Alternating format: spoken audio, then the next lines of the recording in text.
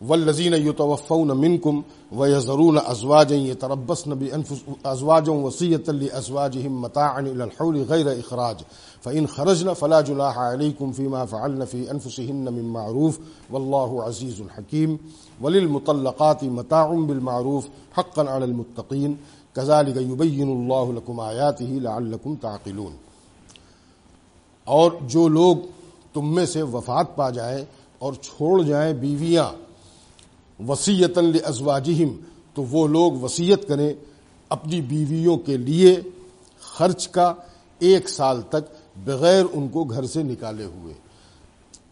پس اگر وہ خود سے نکل جائیں تو پھر تم پر کوئی حرج نہیں ہے اس بات میں جو وہ کریں اپنے سلسلے میں معروف طریقے سے، اور اللہ غلبے والا ہے، حکمت والا ہے. یہ حکم بھی ان بہت سارے احکام کی طرح ہے جو اول شروعات میں نافذ تھے، پھر اس کے بعد اس کے تفصیلی احکام جب آ گئے تو وہ تبدیل کر دیا گیا. اسی میں سے ایک یہ ہے کہ جب شوہر کی وفات ہوتی تھی تو عورت کو اس کے گھر والے، شوہر کے گھر والے اس کو نکال دیتے تھے گھر سے کہ وہ تو گیا، اب تم نکلو گھر سے، تمہارا اسی کے ذریعے سے تعلق تھا، وہ نہیں ہے تو تم اس گھر سے نکل جاؤ. تو ابتدائی اسلام میں جب تک اسلام کے خود اپنے احکام نہیں آئے تھے تب تک کے لیے یہ حکم نازل ہوا تھا کہ تم ان کو نکالو مت، بلکہ جس کا شوہر مر گیا اب وہ بیوہ ہے اس کو اسی گھر میں رہنے دو، اپنے شوہر کے گھر میں جب تک کہ 1 سال تک. اور اگر اس سے پہلے وہ خود اپنا کوئی انتظام کر لیتی ہے، یعنی شوہر کا انتقال ہوا اور 4 مہینے 10 دن کی اس کی عدت ہے وہ گزار لی اس نے، اور اس کے بعد کوئی نکاح کا پیغام آ گیا، اس نے نکاح کو قبول کر لیا، نکاح کر کے چلی گئی، یا اس عدت گزارنے کے بعد کوئی نکاح وغیرہ کا پیغام تو نہیں آیا لیکن اس نے سوچا کہ اب میں اپنی فلاں بہن یا فلاں بھائی یا اپنے ماں باپ کے گھر چل کے رہوں، وہ خود سے جا کر کے رہنے لگے، تو اس میں تو کوئی حرج نہیں ہے، لیکن تم ان کو نکالو مت 1 سال تک. یہ ابتدا میں حکم یہی تھا کہ 1 سال تک مت نکالو. عموماً اس میں یہ ہوتا تھا کہ عدت بھی گزر گئی اور کوئی نہ کوئی اس کا انتظام بھی ہو جاتا تھا اس مدت میں.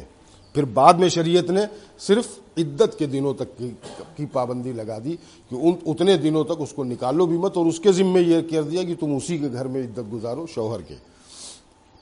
تو بہرحال یہ حکم شروع میں تھا 1 سال کا. اور مطلقات کے لیے متاع ہے معروف طریقے سے، یعنی وہی کہ ان کو کچھ نہ کچھ خرچ دے دینا. جن کو طلاق دو تو طلاق کے ساتھ مہر تو ان کا واجب حصہ ہے، اگر نہیں دیا تھا تو وہ اب دینا ضروری ہے طلاق کے وقت، اور اگر تو وہ تو واجب ہو تو دو ہی، اس کے ساتھ ساتھ کچھ نہ کچھ ان کو الگ سے بھی دو.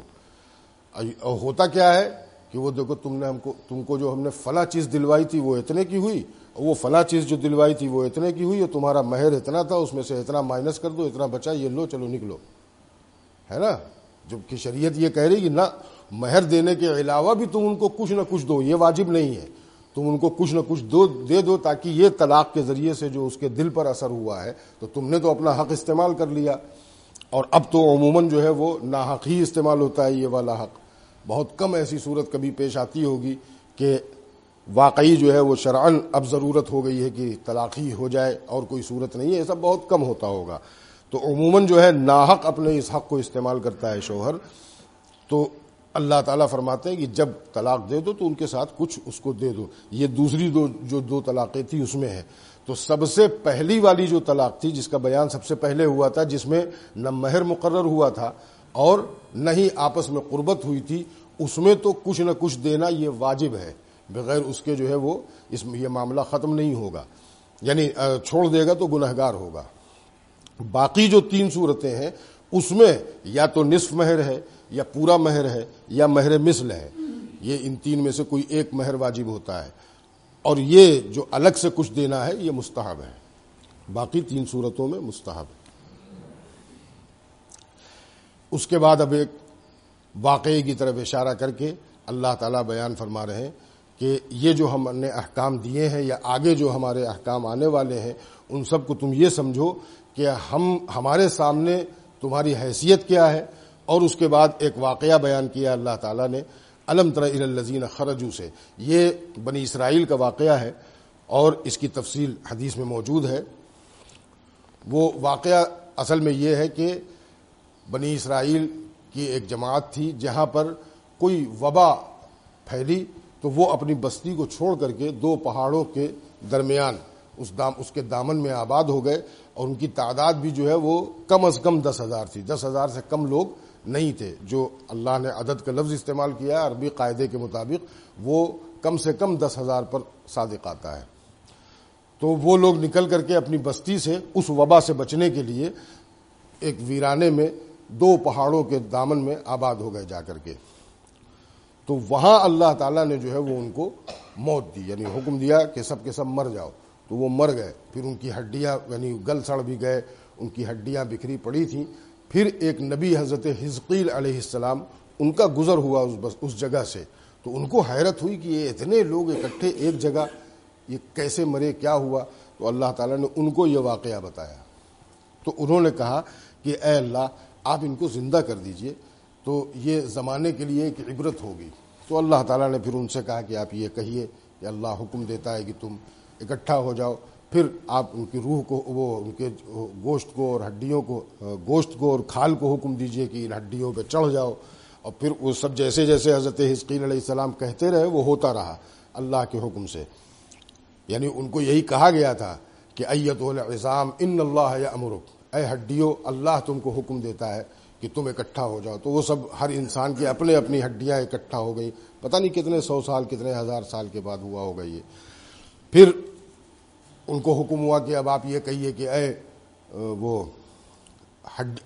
گوشت اور کھالو تم اپنے اپنے جسموں پر چڑھ جاؤ. تو وہ ویسے ہی چڑھ گئی. پھر کہا کہ اے روح تو اپنے اپنے بدن میں داخل ہو جا. تو وہ سب کے سب میں داخل ہوئے اور وہ اچانک کھڑے ہو گئے. اب ان کو حیرت ہوئی کہ یہ کیا تھا، یہ ہم اتنے دن رہے، کہاں کیا ہوا، کیسے ہوا، ہمارے ساتھ کیا گزرا، آپ کون ہیں؟ تو یہ بہت تفصیل سے وہ واقعہ ہے. اللہ تعالیٰ نے حضور صلی اللہ علیہ وسلم کو خطاب کر کے سر یہ فرمایا کہ کیا آپ نہیں جانتے، الم تر الی الذین خرجوا من دیارہم وہم الوف حذر الموت فقال لهم اللہ موتوا ثم احیاہم ان اللہ لذو فضل علی الناس ولکن اکثر الناس لا یشکرون.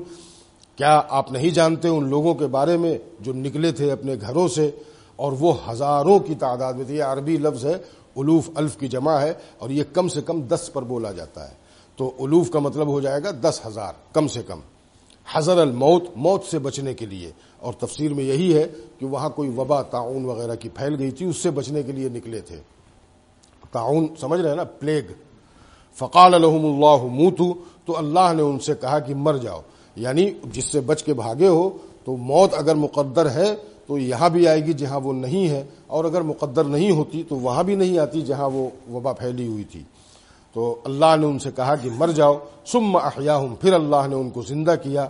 بے شک اللہ فضل والا ہے لوگوں پر، لیکن اکثر لوگ اس کے شکر گزار نہیں ہیں. وقاتلوا فی سبیل اللہ، اور قتال کرو اللہ کے راستے میں، اور جان لو کہ اللہ سننے والا ہے، جاننے والا ہے. اس میں چونکہ وہ لوگ بھاگے تھے وبا کی وجہ سے، تو اس میں حضور صلی اللہ علیہ وسلم نے بہت سارے احکام اپنی امت کو دیے ہیں. اس میں ایک حکم جو بہت صریح ہے وہ یہ ہے کہ جس جگہ وبا پھیلی ہے اگر کوئی شخص وہاں خود ہے تو وبا کے ڈر سے کہ اس وبا سے مجھے موت آ جائے گی یہ سوچ کر کے وہاں سے بھاگے نا جائز نہیں ہے، اس کا اس بستی کو چھوڑنا جائز نہیں ہے. اور دوسری جگہ اگر کوئی ہے اور وبا کسی اور بستی میں پھیلی ہوئی ہے تو وہاں جانے سے بھی منع کیا حضور نے، الا یہ کہ کوئی معالج ہے، طبیب ہے، وہ اس ارادے سے جانا چاہتا ہے، حفاظتی انتظامات کے ساتھ وہ جائے گا. جیسے اس دور میں ہے کہ بہت ساری چیزیں جو ہے وہ استعمال کر لیتے ہیں جس کی وجہ سے اثرات نہیں ہوتے اس کے. ایسا کوئی جانا چاہ رہا ہے تو وہ تو ظاہر سی بات ہے کہ جائے، ثواب کا کام کرے گا. لیکن عام لوگ جو ہے ایسی بستی میں جائیں نہ جہاں کوئی وبا پھیلی ہوئی ہے، اور جو لوگ وہاں ہیں وہ موت کے ڈر سے وہاں سے بھاگے نہ. کوئی ضرورت ہے، کسی وجہ سے نکل رہے ہیں، وہ الگ بات ہے، وہ تو خود ان کا دل جانتا ہے یا اللہ جانتا ہے کہ کس وجہ سے وہ وہاں سے جا رہا ہے. یہ ایسی بستی جہاں کوئی وبا وغیرہ پھیل جائے اس کا حکم جو ہے وہ شریعت میں یہی ہے کہ اگر خود وہاں ہے تو وہاں سے نکل کر کے بھاگے نہ، موت کے ڈر سے حتی الامکان کوشش. حضرت عمر رضی اللہ تعالیٰ عنہ کے زمانے کا واقعہ بھی ہے کہ وہ مصر کے گورنر بنائے گئے تھے حضرت ابو عبیدہ ابن جراح، حضرت عمر ہی نے بنایا تھا ان کو. اور پھر وہاں وبا پھیلی تو حضرت عمر نکلے کہ اتنے لوگ مر رہے ہیں، چلیں. وہ ایک جذبہ بھی ہوتا ہے. لیکن اس بستی سے باہر رہ کر کے انہوں نے مشورہ کیا کہ کیا کیا جانا چاہیے. تو بہت سے صحابہ کرام تھے اس مجمع میں، کوئی کچھ بولا نہیں. تو حضرت عبد الرحمن ابن عوف کو خبر پہنچی کہ امیر المومنین فلاں جگہ رک گئے ہیں اور اس سلسلے میں حضور کی رائے معلوم کرنا چاہتے ہیں کہ ایسے موقع پہ آپ نے کچھ فرمایا ہے کہ نہیں، کسی کو پتہ ہے کہ نہیں، وہ بتائے۔ تو انہوں نے بتایا کہ حضور نے یہ فرمایا تھا کہ جو اس بستی میں ہے وہ نکلے نہ، اور جو باہر ہے وہ وہاں جائے نہ۔ تو یہ اس وقت معلوم ہوا۔ اب اس میں اس معلوم کرنے میں حضرت عمر رضی اللہ تعالیٰ عنہ کے ذریعے سے، وہ امیر المومنین ہیں، حضرت ابو بکر کے بعد سب سے افضل ہیں امت میں، اس کے باوجود اور کیسے بڑے فقیہ ہوں گے، کیسے کیا کیا شان ہے ان کی، سارے مسلمان ان کے بارے میں جانتے ہیں، بلکہ غیر مسلم بھی جانتے ہیں ان کے بارے میں۔ لیکن ایک حکم، ایک معاملہ یہ ایک پیش آ رہا ہے، مجھے نہیں معلوم ہے، کسی کو معلوم ہے، اس بات کی فکر رکھنا، اس میں یہ تعلیم حضرت عمر کے اس اقدام سے یہ تعلیم ملتی ہے ہم کو، آپ کو، کہ میں یہاں بیٹھا ہوں، آپ کو تفسیر کا سبق پڑھا رہا ہوں، لیکن یہ ممکن ہے کہ کوئی ایسی بات ہو جو مجھے نہیں پتا ہے، آپ میں سے کسی کو پتا ہو یقینی طور پر، کہ میں پوچھ لوں کہ بھائی یہ ایک چیز جو ہے یہ مجھے نہیں پتا ہے، تو آپ میں سے کوئی ابھی یہ ضیاء الرحمان یہ کھڑے ہوں کہ میں فلاں عالم کے مجلس میں، یا وہ یہ کہے کہ آپ کے والدی کی مجلس میں بیٹھا تھا، ایسا ایک تذکرہ نکلا تو انہوں نے یہ مسئلہ بتایا تھا۔ تو یہ ممکن ہے کہ جو آدمی کسی جگہ بیٹھا ہے، کسی مسند پر ہے، کسی طرح سے اس کو بڑکپن حاصل ہے، جیسے اس موقع پر عمر وغیرہ کے اعتبار سے نہیں، لیکن یہ کہ چونکہ میں پڑھا رہا ہوں، آپ پڑھ رہے ہیں، میں سنا رہا ہوں، آپ سن رہے ہیں، تو ایک مقام پر ہوں، لیکن یہ ضروری نہیں ہے کہ سب باتیں مجھ کو معلوم ہے، اور ایسی کوئی بات نہیں ہے جو مجھے نہیں معلوم ہے آپ میں سے کسی کو معلوم ہے، یہ ممکن نہیں ہے۔ حضرت عمر کو نہیں پتا تھا یہ حکم، حضرت عبد الرحمن ابن عوف کو معلوم تھا، اور انہوں نے تو ایک تو یہ کہ سب چیز معلوم نہیں ہو سکتی، یہ کوئی بھی عالم اپنے کو یہ نہ سمجھے کہ میں سب کچھ جانتا ہوں۔ اور حضرت موسیٰ کو اللہ کی طرف سے نصیحت اسی پر ہوئی تھی، وہ ایک مجمع میں تھے، کسی نے پوچھ دیا تھا کہ اس وقت جو ہے وہ سب سے بڑا عالم کون ہے، تو چونکہ وہ صاحب شریعت نبی تھے، تورات ان پر نازل ہوئی تھی، تو انہوں نے کہا کہ میں ہوں۔ اور یہ حقیقت بھی ہے کہ نبی جو ہوتا ہے، جس وقت وہ مبعوث ہوتا ہے اپنی قوم میں، تو وہ اس قوم کا سب سے زیادہ جاننے والا ہوتا ہے، اللہ کو، اللہ کے احکام کو۔ تو انہوں نے کہا کہ میں ہوں، تو وہاں سے پکڑ ہو گئی کہ یہ کیوں کہا میں ہوں، وہ جاؤ فلاں آدمی ہے فلاں جگہ فلاں دریا کے کنارے، سمندر کے کنارے، وہ ملے گا، وہ تم سے زیادہ جاننے والا ہے کچھ باتوں کو، یعنی تم نہیں جانتے ہو وہ جانتا ہے۔ پھر اس پہ اللہ تعالیٰ نے یہ بھی فرمایا فوق کل ذی علم علیم، ہر علم والے کے اوپر ایک علم والا موجود ہے۔ تو کوئی یہ نہ سمجھو سب سے بڑے عالم ساری اس کائنات کے کون تھے، رسول اللہ صلی اللہ علیہ وسلم، ان سے اوپر اللہ موجود ہے جو ان سے زیادہ جاننے والا ہے۔ تو کوئی بھی کہیں پر بھی کسی جگہ ہو، یہ ضروری نہیں ہے کہ اس کو سب باتیں معلوم ہوں، اس شعبے کی سب باتیں معلوم ہوں۔ ایک کھیتی کی سب باتیں تو میرا دعویٰ بھی نہیں ہے، علم کے اعتبار سے، فقہ کے اعتبار سے، حدیث و تفسیر کے علوم جو ہیں وہ سب مجھے پتہ ہو، آپ لوگوں میں سے کسی کو نہ معلوم ہو اتنا جتنا مجھے معلوم ہو، یہ ضروری نہیں ہے۔ بہت سی ایسی باتیں ہو سکتی ہیں کہ میرا علم اس میں غلط ہو اور آپ میں سے کوئی جو اس کی تصحیح کر دے گا، نہیں آپ کو صحیح نہیں پتہ ہے، صحیح بات یہ ہے اور میں نے فلاں جگہ پڑھا ہے یا فلاں عالم سے سنا ہے۔ تو بہرحال اس میں حضرت عمر کے اس اقدام میں یہ تعلیم بھی موجود ہے کہ عمر جیسا شخص اس صورت کے مسئلے کو نہیں جانتا تھا، تو وہ شرمائے نہیں، انہوں نے کہا بھائی مجھ کو نہیں معلوم ہے، کوئی ہے جو بتا سکتا ہو کہ اس موقع پہ رسول اللہ صلی اللہ علیہ وسلم کی کوئی تعلیم ہے؟ تو اس مجمع میں بھی کوئی نہیں تھا، وہ خبر پہنچی حضرت عبد الرحمن ابن عوف تک، تو انہوں نے کہا کہ میں نے سنا ہے، حضور نے یہ فرمایا ہے۔ تو یہ ایک تعلیم اس میں مل گئی۔ اور پھر چونکہ وبا سے بھاگا ہے کوئی شخص اپنی موت کے ڈر سے کہ یہاں سے نکل جاؤں گا تو بچ جاؤں گا، اسی طرح جہاد وغیرہ سے بھی آدمی بھاگتا ہے کہ وہاں جائیں گے تو مرنے کٹنے کے علاوہ اور کیا صورت ہوگی، بچائے رہو تو بچ جائیں گے، جبکہ اس کا ایک وقت مقرر ہے۔ اسی لیے اللہ تعالیٰ نے اگلی آیت یہی ہے وَقَاتِلُوا فِي سَبِيلِ اللَّهِ، اور اللہ کے راستے میں لڑتے رہو، جنگ کرتے رہو، اور جان لو کہ اللہ سننے والا ہے، جاننے والا ہے، یعنی اس سے بھی مت بھاگو کہ جان بچ جائے گی، جہاں لکھی ہے وہاں موت آئے گی۔ بس کریں آج اتنا ہی ہوگا۔ اللہ تعالی ہم سب کو عمل کی توفیق عطا فرمائے۔